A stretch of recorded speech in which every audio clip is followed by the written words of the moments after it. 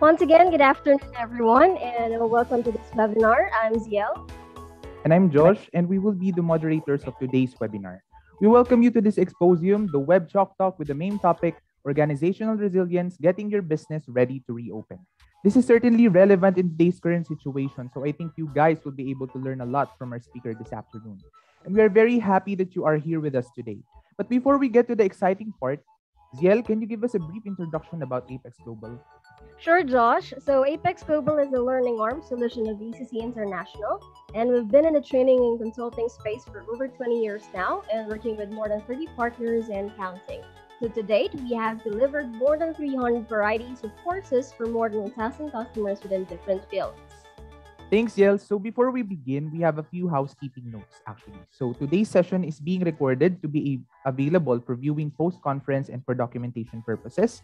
If you have any questions for the presenter, please use the chat feature in this Zoom session. You can also submit a question via chat box for the presenter to answer after this session. If you have any technical questions, please reach out directly to us via chat. And please avoid anything that will cause distractions and make sure that you're on mute mode during the presentation. And more importantly, please enjoy today's webinar session. And of course, to finally introduce our speaker of today's webinar, so he has multiple industry experience in the field of information security management system, business continuity and disaster recovery, enterprise risk management, IT service management, and of course, many more.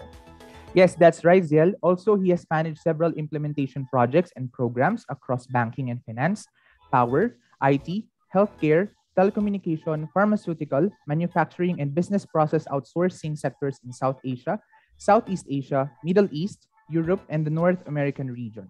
He's also the delivery head of ECC International. So let's all give a virtual applause to Mr. Swapnil Bora. Good afternoon, sir. Good afternoon, and thank you so much. And good afternoon to everyone. It is a pleasure to be here again and speaking on behalf of course, from Apex Global, and then making sure the fact that we provide an insightful session for today's afternoon topic. So before I go ahead, let me just quickly share my screen as well. And then like the introductory part already being mentioned, feel free to park your questions in your chat box. And of course, at the end of it, we will definitely have a quick series of Q&A that you like to particularly question or ask, or any particular area that you like to get more insights on. Okay. Just before we go ahead, let me just quickly share my screen.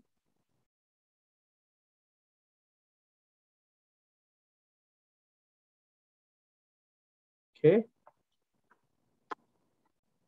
Great. Just a quick check before I start. Are you guys able to hear me clearly? Maybe the Apex Global folks can give me a quick thumbs up. Okay, great. And I hope you're able to see my screen as well. Okay, so the part of this session is we're going to look at covering this, the concept of organization resilience. And then when we talk about that, of course, we're going to look at how your business, getting a business getting ready for reopening in the concept what we call as the next normal, right? So it's very important the fact that we understand some of the elements. Of course, primarily most of it is going to be revolving around business continuity, but there are definitely other components of resiliency that you have to keep in mind, understand, and make sure the fact that you do not discount those other elements. Like, for example, when we talk about business continuity also, you have to keep in mind the elements of risk management, keep in mind the elements of information security, keep in mind in terms of the elements of sustainability.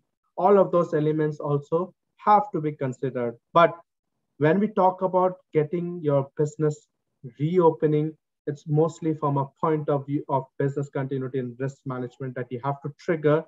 And then with that, the common elements of other aspects of security comes into the picture, right? So with that keeping in mind, of course, we have gone through almost going to be 2 years soon in terms of being in the midst of pandemic. Actually, we are right now in almost more than 1.5 years, right? So let's try to understand from the point of view of this, okay? And Very importantly, I've already mentioned the fact that the industries have faced a lot of challenges. Of course, now we have been living in the midst of it for quite some time. So therefore, it has, we are in the midst of a next normal is what we call, right? Sometimes people use other term called as the new normal, but both are, if you ask me, are pretty similar terms. But I will, in this context, use the term the next normal, right?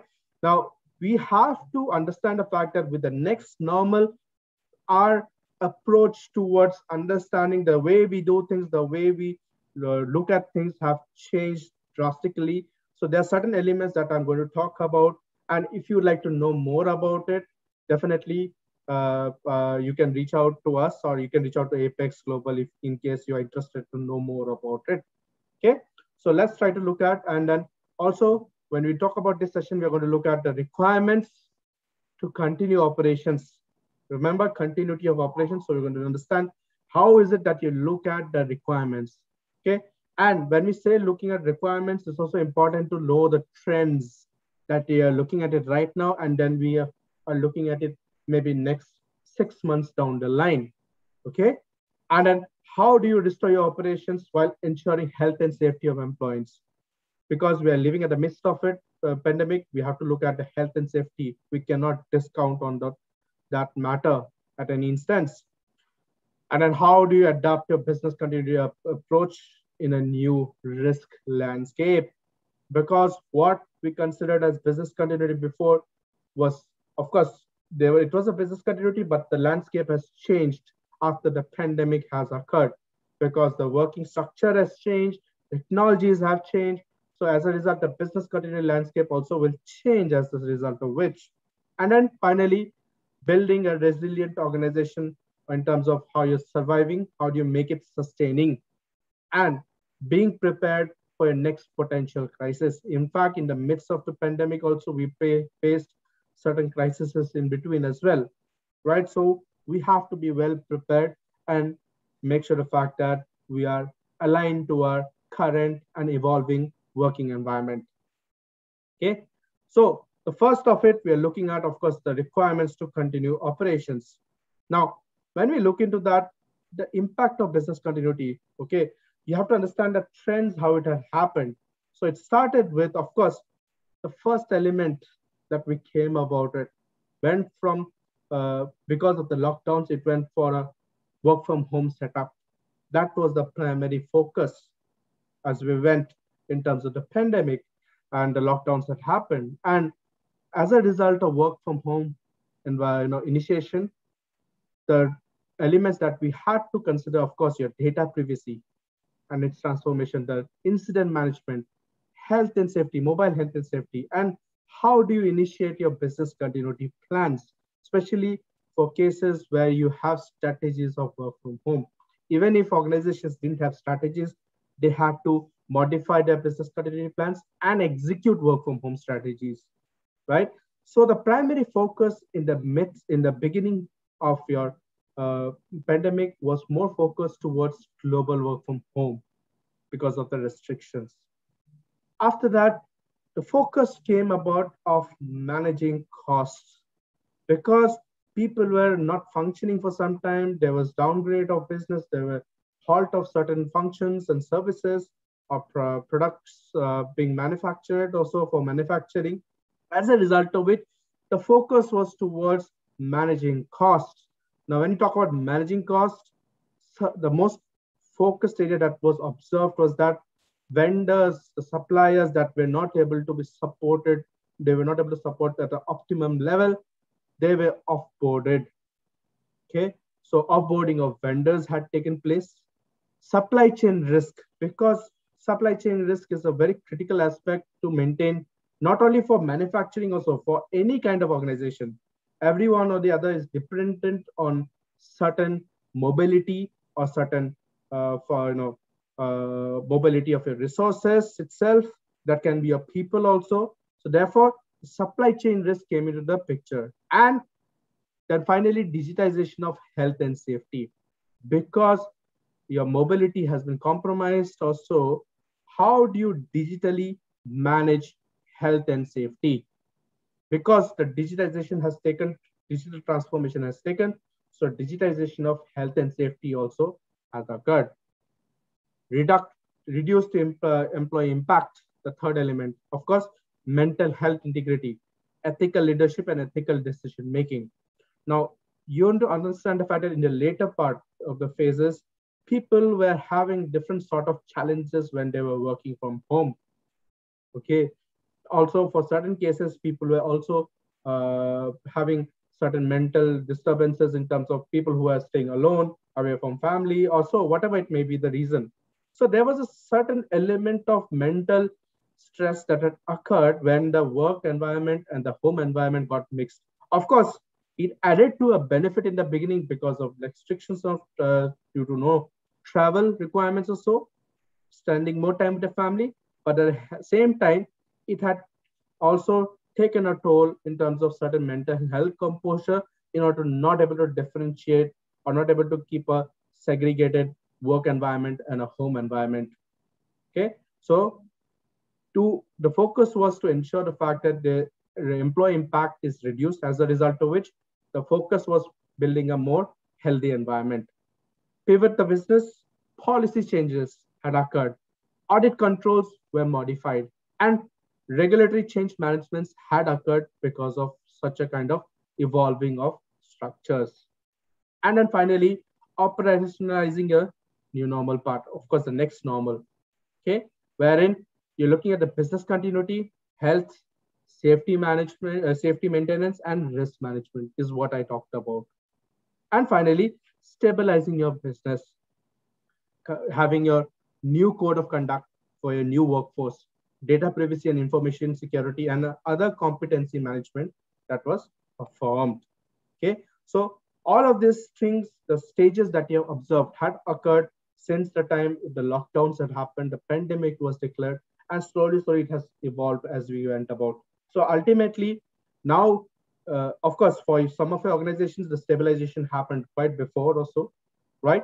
But ultimately, this is the kind of journey that any organization in some way or the other has undergone to manage their respective businesses.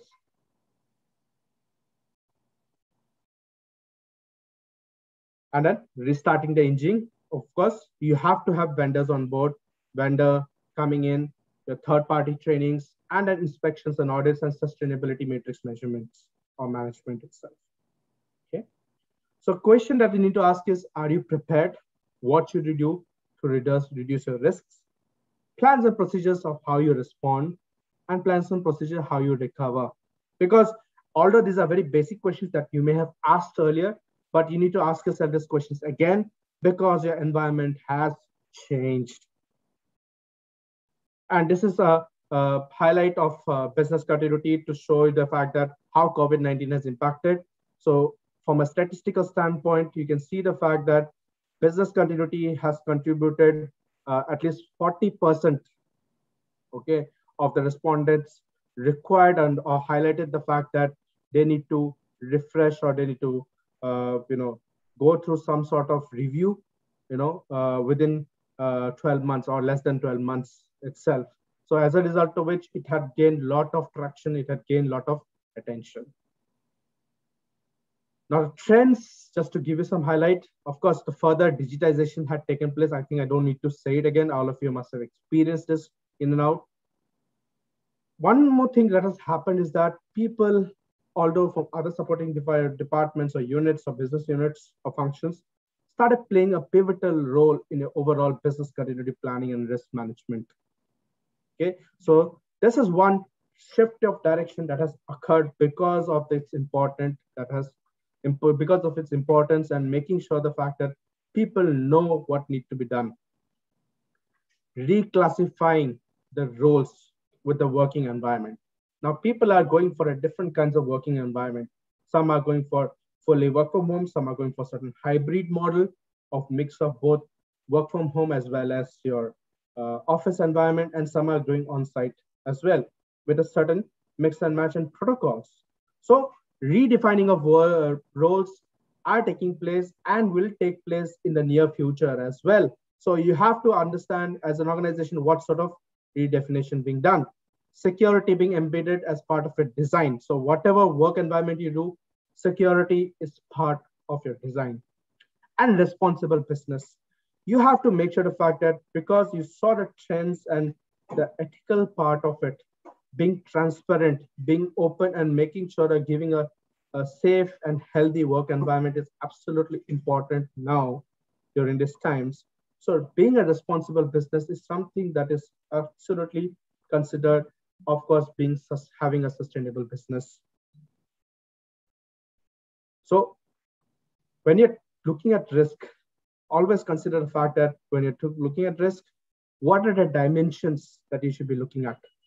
Okay, what are the areas? Because we talked about you have to look at different areas. First thing, when you're looking at risk, what sort of dimensions, what sort of areas that you should be looking at is the first question. Second, plans that you need to address your BCM requirements. Because it starts with the BCM, you need to know what plans are needed. And then you may have more than the plans that you may be thinking of, and then what sort of integration may be required. Resources, what sort of resources do you need?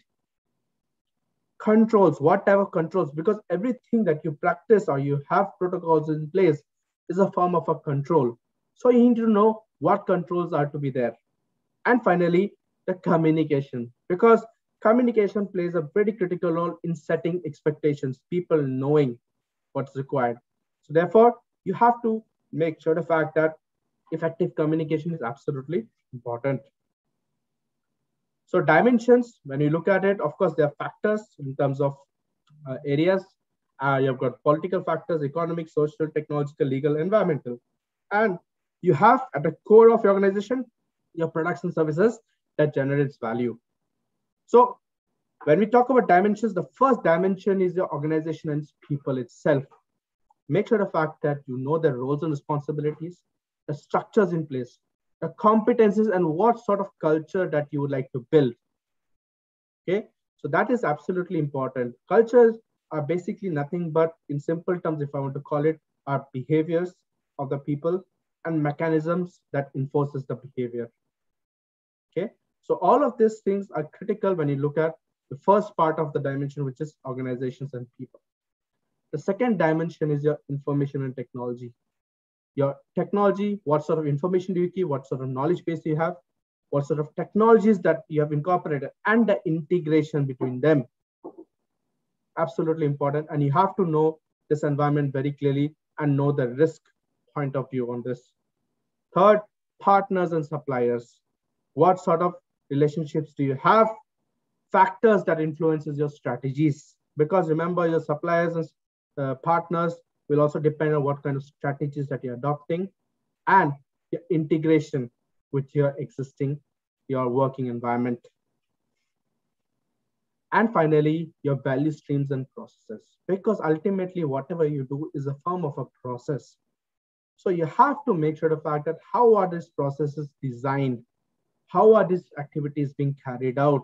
And how is it ultimately that you're providing the service, and how is it that the value is ultimately getting generated? That can be your consumers or any stakeholder for that matter.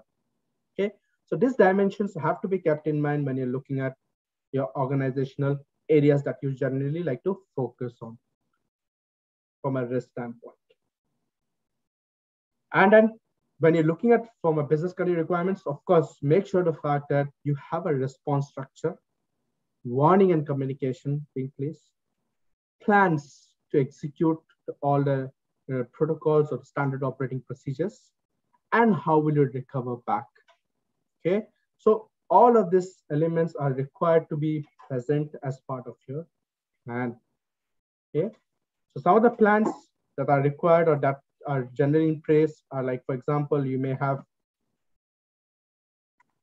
crisis management plan, IT disaster recovery plan, incident response plan, business continuity plans, media communication plans, recovery restoration plans, and emergency management plans. So just to name a few.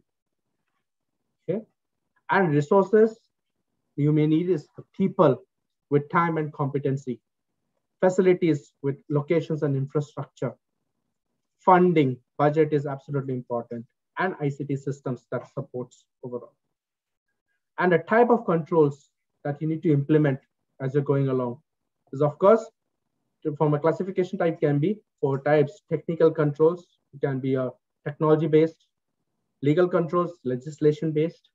Administrative control may be administered as a part of your roles, responsibilities, description, and managerial controls in terms of managing your employees by doing or managing your ecosystem or managing your process through your management reviews or internal audits or so, right? So these are classification of controls. These are type of controls that you may need to consider depending on the environment. And from a point of view of functionality, 3 types of it you have to consider: preventive, detective, corrective. And please understand, all of them we have to be given equal importance. Preventive is, of course, prevent its occurrence of its crisis or any kind of risk exposure altogether. But you cannot prevent 100%, which means you need to have some sort of detective mechanism to detect the incident, detect the crisis, detect the event itself. And then corrective, making sure the fact that once it's detected, take necessary measures to correct it or do some damage control is required. And finally, the communication. I like to keep it very simple. Okay, from a communication part, 4 elements always keep in mind. What is that you want to communicate? Meaning the right information has to be communicated. Make a note on that. How you communicate, make sure the fact that you use the right medium to communicate. To whom to communicate, meaning you have to know your audience, the right people. Okay, because when you see this, you will also observe the fact that there are information security related concerns as well. You cannot disclose any sensitive information to an unauthorized individual or a group. So you have to keep that in mind as well. And when, the right time. So communication always use these 4 fundamentals, which will really help you make an effective communication mechanism for both internal as well as external communication. Okay. So now looking at restoring operations while ensuring health and safety of employees. Now, when you look into this, you have to understand the fact that employees have been affected with COVID-19. Okay, the health and safety have been affected. They're not able to perform as per their capability, and then they have been scrutinized, and their mobility has been compromised in certain extent, right? So you have to make sure the fact that you take into consideration this element, and there is a level of collaboration. Agility is required, meaning flexibility is required when you're looking at your overall plans, overall executions. And you have to build your skill sets around it. So when you look into these elements, look at your regulatory compliance from it, because this is just a comparison of a traditional consideration and new consideration. Earlier, it was more of a regulatory compliant requirements or so for health and safety for many organizations. Of course, not for all. Now, the new normal element is, of course, the employee engagement, because it's the health and safety of the employees. So the employee engagement, when I say engagement, not physical engagement, but sensitizing them behind it. Comprehensive systems, yes, but now because of making limitations due to certain limitations on mobilities or so, practical and light systems that are more feasible with not too much of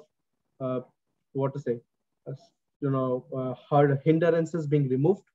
Okay, so make sure the fact that it's very simplistic, very practical in terms of considering your requirements. Centralized approach now being decentralized to a certain extent. Of course, a lot of things have happened from a technology standpoint as well. Response format, 3 level, 3 R's. So respond, recover, renew. Okay, coming back to the normal. So when you respond to it, make sure the fact that you keep fixes in terms of the issues that you identify. Make sure the fact that you have certain key, just to set an example, you may have a key helpline number to just address if there's any problem that arises, okay, to stop the bleeding in the first place. And then once you respond, you have to recover back to normal. Okay, so make sure the fact that you recover within the acceptable level and take actions on which may require you to rehire people, reopen certain elements, or resupply or rebudget certain requirements. Okay, So recover back in certain elements and then renew ultimately, making sure the fact that it becomes a new form of way of work in your organizational environment. Okay. And then, of course, when you do that, take the lessons that you have learned during the path and then make sure the fact that you address those actions in your new form of a new way of working. Okay. And then looking at adapting to your business continuity approach in a new landscape. Of course, your new framework, 4 elements keep in mind. First and foremost, define safety guidelines, which you have already done as a most organization. But please understand, the safety guidelines also will evolve. Okay, please do not keep in mind the fact you have adopted safety protocols in the beginning doesn't mean the fact that it's going to work throughout. No, your safety protocols also have to evolve with a changing environment, because please understand the environment is still changing still now. Okay, so you have to still evolve around it and make sure the fact that you adopt and put in your review your guidelines and your protocols. Facilitate plans. Of course, the plans, policies, protocols, I have talked about it. Of course, you have to have protocols, standard operating procedures, how you execute, how you have your workers movement, how you have your staff movements. Continuously improve and then making sure the fact that you implement whatever has been planned. Okay, because it's a simple mechanism of plan to check act, which is an ISO framework itself, but it has been modified to a protocol to say the fact that from a resiliency framework, how is it that you should be looking at, and make sure the fact that whatever you implement, you have somebody monitoring it to see the effectiveness of it. Okay. Some obstacles that you may have encountered or may, if not encountered, these are possible areas that you will encounter if not now. One thing is a consistent training, and the training is required to make people sensitive. So therefore, the training element, high complexity, because of the complexity of the organization itself and the environment that has engulfed in the organization. So the complexity changes. Monitoring of the program, inability to monitor because of the lack of mobility, how you had things in the past and how you're doing it, or how the environment has changed with the new technologies. There may be some lack of monitoring that you may encounter, lack of routine testing, insufficient tools and technology that you may be having or that you may need. Okay, lack of organizational engagement. That's why I say organizational, sustainability or the health of the organization is always depend on that level of engagement is there at different levels, strategic, tactical, operations, and it goes both ways. Okay. Lack of executive support and lack of resources. So these are some of the obstacles that you may have as part of a business continuity program. And finally, looking at from a resiliency and ensuring sustainability. Okay, so 4 parts of it again. From looking at resiliency, of course, more focus towards business continuity. First is the planning. Make sure the fact that you have plans in place that you can be relied upon. Of course, you cannot just think that because you have a documented plan, it will work. So you have to test them with a new working environment, with your key stakeholders being involved. Partner, make sure the fact that you have your experienced business continuity thought leaders as part of it, as part of the whole engagement, because champions leaders are absolutely important to drive any initiative. Okay, especially on the resiliency, you need people with a good experience of business continuity, risk management, any other safety related environment that they have encountered or that they have worked upon. And use of tool, when you use mission critical business continuity softwares and services to drive your whole approach. Okay. And when you're looking at creating a path towards new resilient business, so you have to first understand the requirements, which I talked about it, knowing the fact that requirements to reopen, to continue operations and reach an acceptable level of production levels. So with that, of course, first is you have to develop elements of how you will respond to a crisis, restore operations, okay, which may look at from a point of view of health and safety, information security, of course, environment and health and safety compliance itself, employee health and safety compliance itself, and then resiliency in terms of how you handle your security of your whole environment during the crisis response and the restoring during that time. Now, one thing that after that level, it's a kind of an adaptive recovery. How do you adapt your recovery with the dynamics of the changing risk environment? Okay, so now, for example, you are talking about areas of hybrid work or so. So, of course, you may not have necessarily hybrid work. Some are working from home, and some are slowly working on site in office. So you are taking an adaptive approach of how much should be working at home, how much should be working in office. So this kind of adaptive recovery is absolutely important as a next step. And then when you're looking at adaptive recovery, you need to have safety guidelines, facility plans, and threat resurgence in terms of how you will handle if there's a surge that comes up when you're doing your adaptation of your recovery, okay, with a new environment. And then finally, sustainable resiliency, meaning it should have a strategic approach to outline your whole framework and solutions, wherein you'll have your goals. What are your goals of your organization? What are your human-centric, or for the matter, technology-centric strategies in place? And finally, again, business continuity evolving as part of it. Because remember, continuity of your operations during any turmoil always will have business continuity as a forefront. And then we'll have other risk items that will join in the, join in the requirements or join in the party as a whole, right? So you have to keep that in mind. So just to give a quick highlight of it, and of course, I've just gave a quick session on this in terms of coming back to normal or reopening your business also. But if you like to have more insights or more, further more details that you would like to know, definitely you can reach out to us. And just to give you some highlight, some courses Apex is already providing. So of course, BCM lead implementer, that is happening in November. Okay. And I think the email that you can get in touch with is, of course, training@apexglobal.com, or there's a link that will be provided in Zoom chat, okay, by the coordinator. You can just link to that. And another core program that is happening is Certified Risk Manager, which is looking at risk management per se, okay, and it's a 3 days program, which will happen also in November. And then it's more focused towards how do you manage risk, enterprise risk in a way. Okay. Crisis Communication Planner is a 2 days program, and it's a kind of a program wherein it focuses on how do you manage effective communication during the time of crisis, both internal and external, because there are certain elements you have to keep in mind, and there are certain areas that you have to really focus. And please understand, during crisis, you don't have the luxury of time.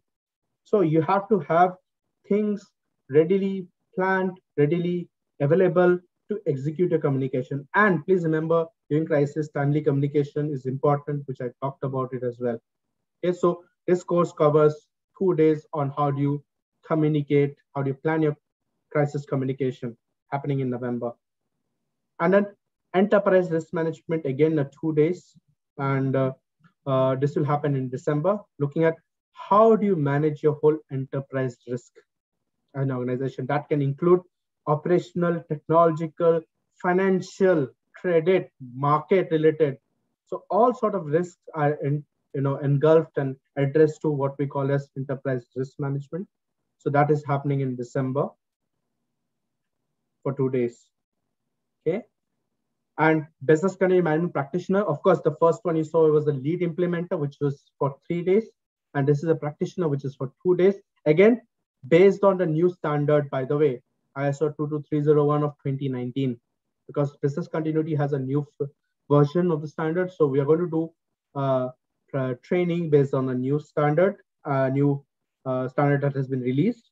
And this is a 2 days training from a practitioner standpoint. As a practitioner, how do you engage and how do you perform your continuity related operations or continuity related recovery. Okay, so and then finally, of course, ISMS practitioner, which is Information Security Management System practitioner, dealing with information security, which is again for 2 days. Will be there in the month of November. Okay, looking at information security requirements, and as you know, in the Philippines, we have a very famous law of Data Privacy Act, RA 1173, which also looks at privacy of individuals' personal information. So of course, all of these elements, and then making sure the fact that you're keeping your information and your assets secure. So definitely it gets covered as part of Information Security Management System. Again, the standard that is focused here is ISO 27001. Okay, so these are the whole 6 courses that are there in upcoming near future, and you can feel free to reach out to Apex Global, and you can use the code you can see on the right hand side to get your 15% discount. Is XPosium 1007. If you use this code, you'll get the discount. Okay, so with this, I think I will take a pause here, and maybe I'll open this forum for any questions and doubts or any clarifications that you'd like to address. I see. Yeah. Okay. So thank you, Sir Swapnil. We really learned a lot from this insightful discussion. I just wanted to iterate and share what struck me most as well. So, this topic is certainly timely with the current situation that we have today and with the COVID-19 pandemic. It's certainly important to promote risk-based thinking and how to basically inculcate that kind of mindset by identifying what sort of dimensions you should be looking for, the plans you need to address BCM requirements, the required resources and controls, and more importantly, to build effective communication within the organization. So I think that's something that I'd like to share as well here in our webinar. So with that in mind, once again, thank you, Sir Swapnil. I hope you all enjoyed the insightful discussion. Now, the room is open for some questions for our speaker. Feel free to send us a message in the chat box for any questions that you'd like to be answered. Okay. All right. Anyone? All right. So I received one question here from Miss Joanna, actually. She's asking, how can we differentiate between internal versus external communication to ensure business continuity? Okay, so basically, when you talk about internal external communication, you have to first come about what are your internal external stakeholders, right? So the audience that you send a communication, that will differentiate your internal external communication. Okay, because let's say, because if you know your audience well, then you know how to craft it, how to draft it, and what sort of information that you need to share. So it will totally depend on the audience. And for that to happen, you need to know your internal, external audiences who are there. And that will differentiate your internal, external communication. Okay. So some may have both for common communication, some may have unique for external, and some may have unique only for internal. So that will differentiate that. Okay. Hope I've answered the question. All right. Thank you, sir, for that. I hope, yeah, Miss Joanna. Yeah. Okay. Thank you. All right. So we have another question here, actually. Yeah. How can I define the risk appetite of my organization? This is from Miss Sky Leon. Okay. This is a very broad question, and it will require a lot of inputs on that. Okay.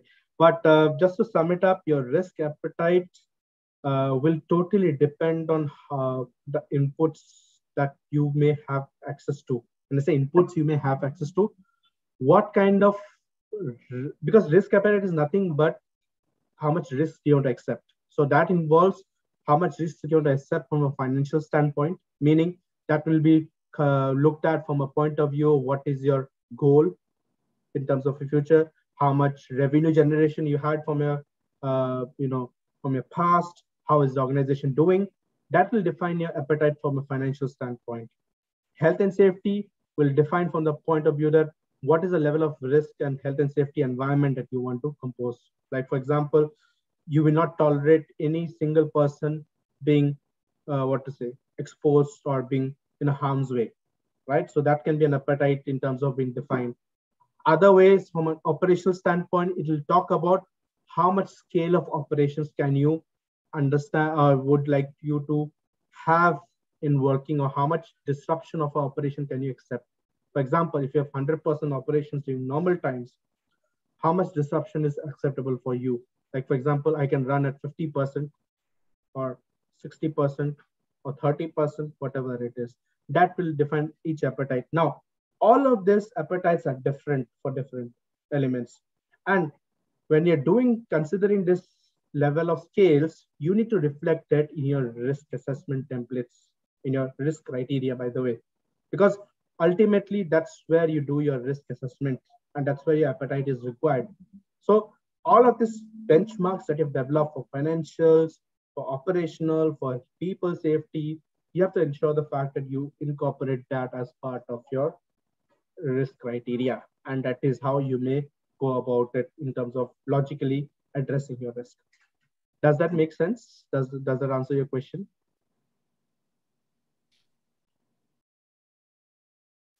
All right. Thank you, sir. Yeah, I think the question was answered. Yeah. Okay. Thank you. Is there anyone who'd like to ask any more questions? Yeah, feel free to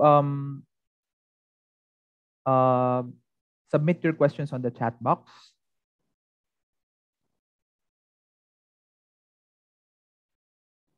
Yeah, we have some questions here regarding the courses actually. So is October BCM lead implementer moved to November? Yes, yes, ma'am. BCM LI is moved to November of 2021. Yeah. And then yeah, all courses mentioned here are all for certification. Yeah. We will get back to you on this, sir. Yeah. All right. Is there anyone who would like to ask more questions for our expert speaker here?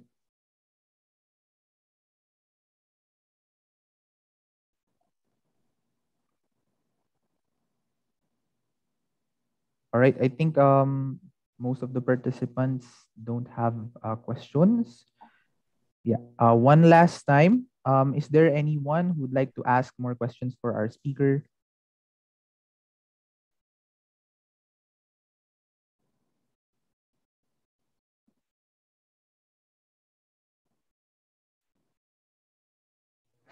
All Yeah. right. Okay. I actually got a question here, Sir Yeah. Club. Yeah. So there's a question about, as for people working from home, how could we address aside from technical problem and those problems that might affect their work, like distractions? Okay, just reading the questions that you mentioned.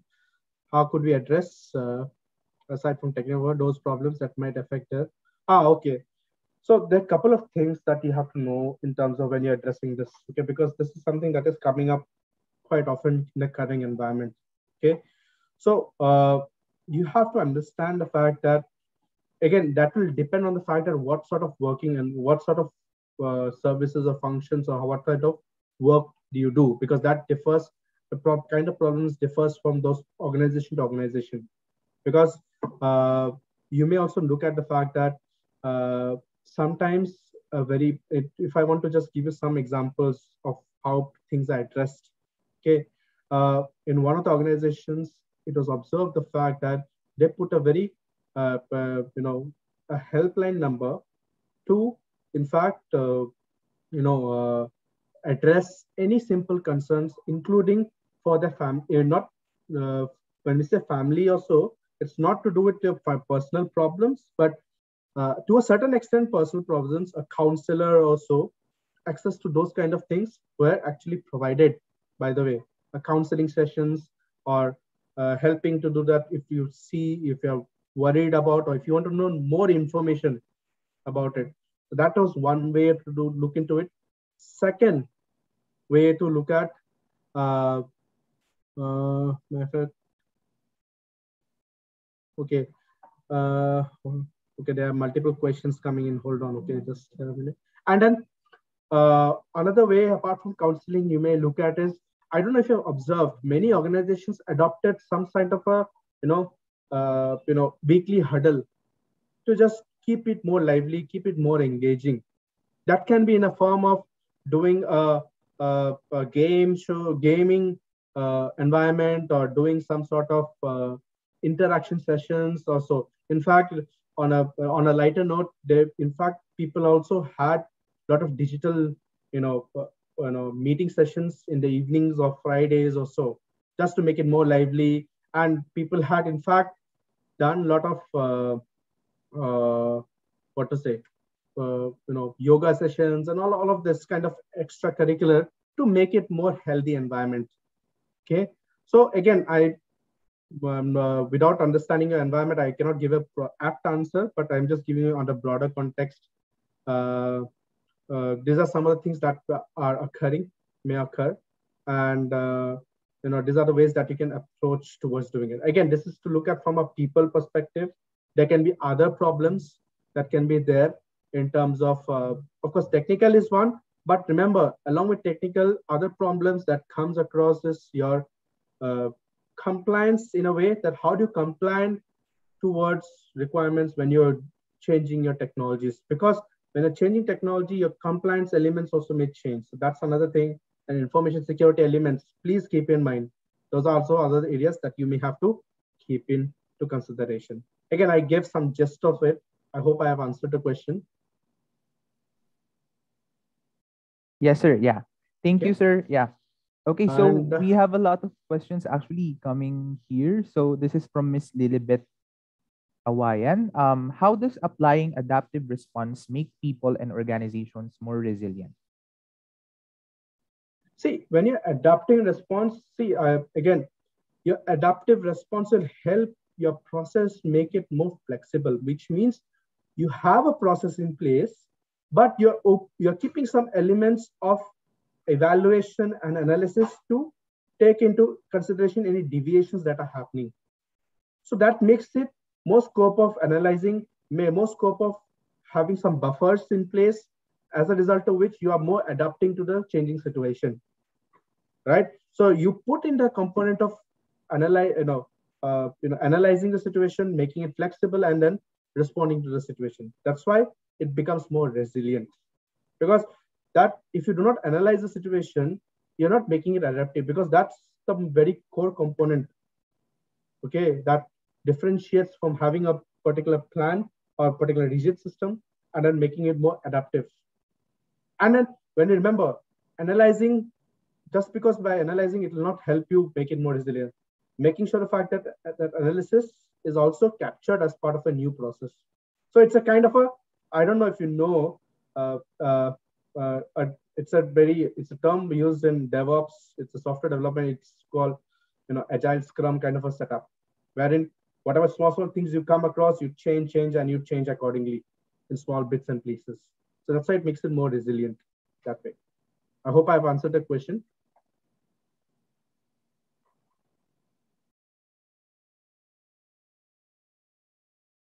Okay, I think there's a follow-up question from her. Also, the fact that will there be a different strategy approach for the incoming years? Of course, the fact is that you don't know how things are changing, because the things are changing so rapidly. Now, the purpose of one of the slides that I showed is the fact that what are the things that you should be look out for? What are the things that you should be expecting for? So that this gives you some insights and then start preparing for it. Because remember, there you can only anticipate and plan for it with the information that you know. Okay. And you also have to keep that adaptive element. That's what I said. The analysis part is very important, because you never know, there may be something that you may have missed. But you should be prepared for that element also, right? So yes, to answer, there can be different approaches because with the changing environment. But I gave you some insights. There are more to, you can do more R&D, or I can give you more insights if you want to understand on certain sectors also. I hope I have answered the question. Yeah, okay, sir. Yeah. Yeah, thank you, sir, again. Yeah, I think we have a lot of questions here. So yeah, I'll just read one from Miss Daisy. Can you share typical recovery strategies for 2021 based on your experience? Okay, I'll not, because again, it can be a very lengthy session, but strategies, you need to make sure the fact that you have it for your people, infrastructure, meaning facilities, your IT systems, your people, infrastructure, IT systems. Then you have got information itself, and then your suppliers and your partners. At least at minimum, these 5 components. Then there can be other strategies from a financial standpoint, financial recovery. Then there can be other standpoint from a point of view of looking at, if depends on logistical capabilities, logistical strategies, right? So it depends on the organization. So I just may name the core 5 and 2 additional depending on your requirements. Yeah, okay. Thank you, sir. Yeah, we have another one from Mr. Greg. Yeah, anything specific to consider in terms of organizational resilience for social sector? Right, the conceptual elements apply same for all. It's just that your work is going to be a bit different from all, which may require some technical changes, but conceptually, the concept of like for business continuity also will also apply for you. Okay, but your changes may come just from a point of view of strategies, specific technologies that you may adopt on that. Okay, but yeah, from your social sector, one thing that I would definitely consider, would like you to consider is the funding contingencies, because social sectors are more driven towards funding,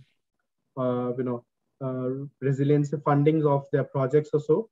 Therefore, you have to consider resiliency from the funding perspective also. Okay, from a social sector. All right, sir. Thank you po. Another one we have here from Ms. Joy Tan. Okay, so working from home is no longer an emergency solution. How are resilience practices changing to adapt to the new normal? Okay, sorry, you're saying work from home? Sorry, I didn't catch the question. Can you just repeat that? Yeah, sure, sir. Yeah. Working from home is no longer an emergency solution. How are resilience practices changing to adapt to the new normal? Okay, yes. Now, very important. Working from home, yes, not a no longer a contingency, but rather a new normal. But yeah, remember one thing: your concerns or requirements of or look the risk was not the same when you were at office, because in an office environment you had a more controlled environment. When it's a controlled environment, you had the visibility, right?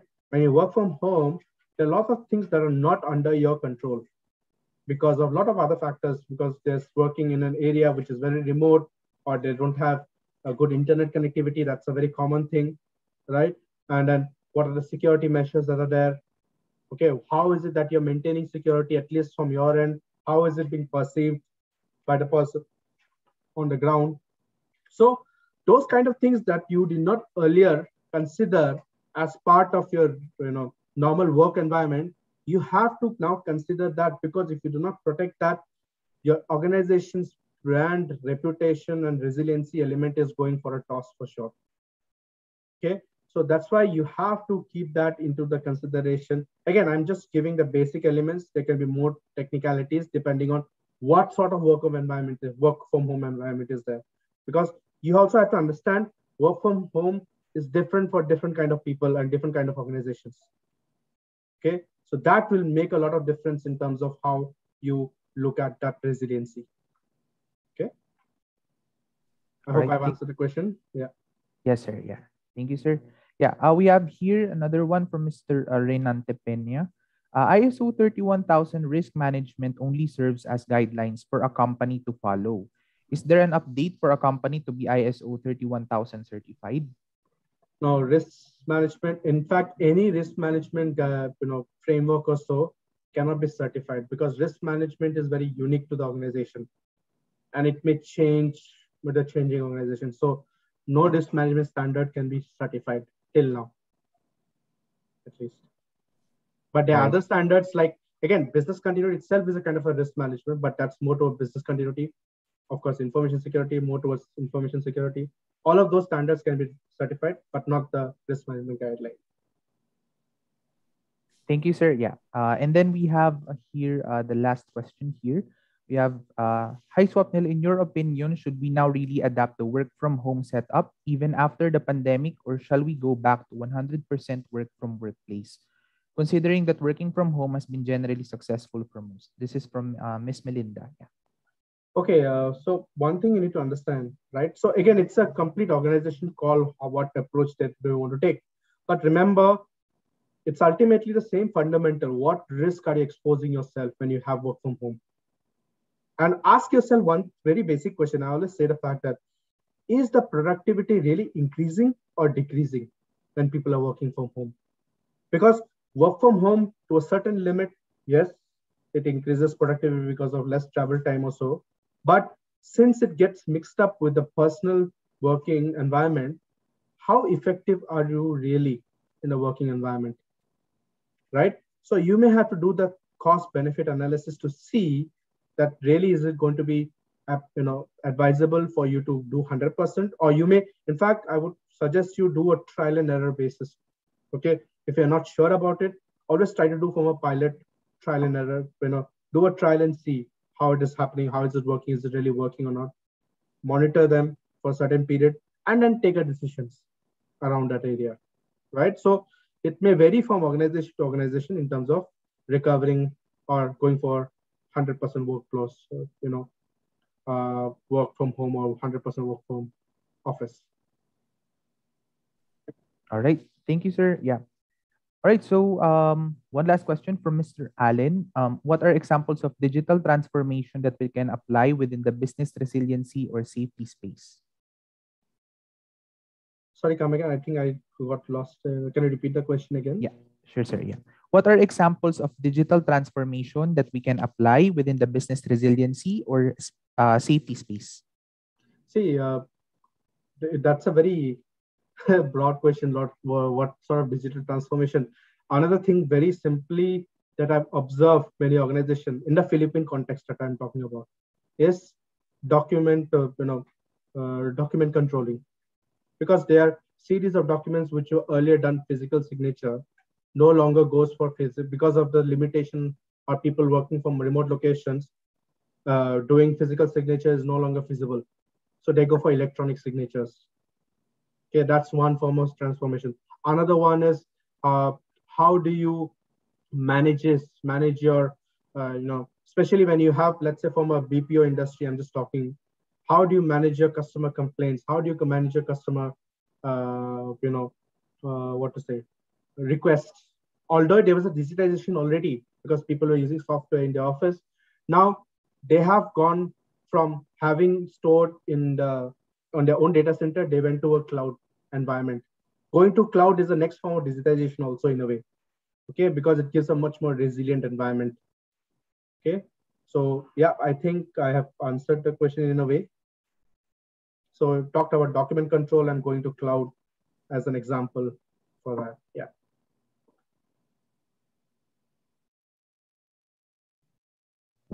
All right. So I think thank you, Sir Swap, for that very informative and very insightful session.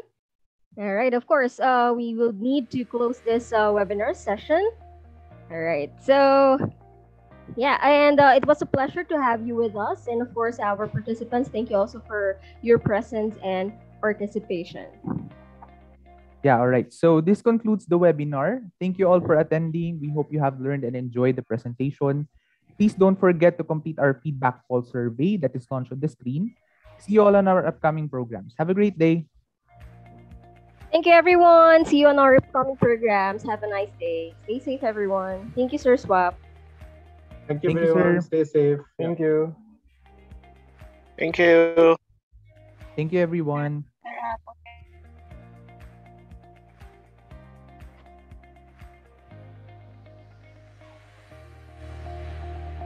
Yeah, we have a question here from Paz. Will you send the materials? Yes, sir. We will send the materials after the session.